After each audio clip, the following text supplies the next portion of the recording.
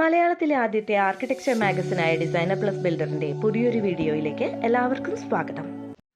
ഓരോ സ്പേസും ഓരോ ഫ്രെയിം പോലെ തോന്നിപ്പിക്കുന്ന നിശ്ചലമായ ഭംഗി ചൂഴ്ന്നു നിൽക്കുന്ന ഒരു വസതിയാണ് ഡിസൈനർ പബ്ലിക്കേഷൻസിന്റെ ഈ വീഡിയോയിലുള്ളത്.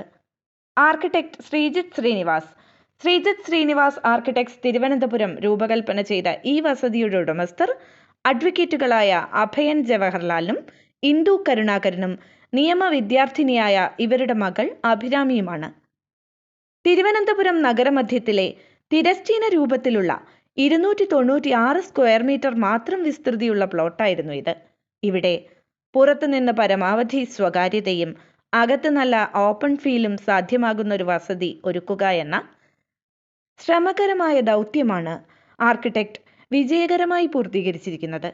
2 കാറുകൾക്കുള്ള parking space, sit out, formal living, dining, kitchen, work area, bath attached ആയ 3 ബെഡ്റൂമുകൾ, ഫാമിലി ലിവിംഗ്, ലൈബ്രറി സ്പേസ് എന്നിവയാണ് 2959 സ്ക്വയർ ഫീറ്റിൽ ഉൾക്കൊള്ളിച്ചത്.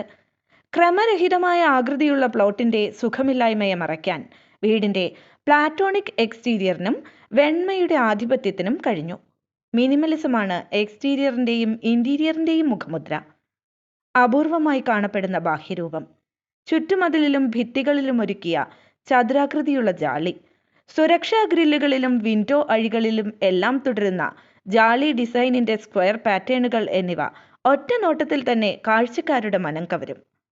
എക്സ്റ്റീരിയറിൽ കാണുന്നത് പോലെ വ്യത്യസ്തമായ ഉയരം ഇന്റീരിയറിലെത്തുമ്പോൾ സ്പേസുകളുടെ വ്യാപ്തിക്കൊരു പുതുമ കൊണ്ടുവരുന്നു. നാച്ചുറൽ ലൈറ്റും വെന്റിലേഷനും വളരെ സുഗമമാണിവിടെ.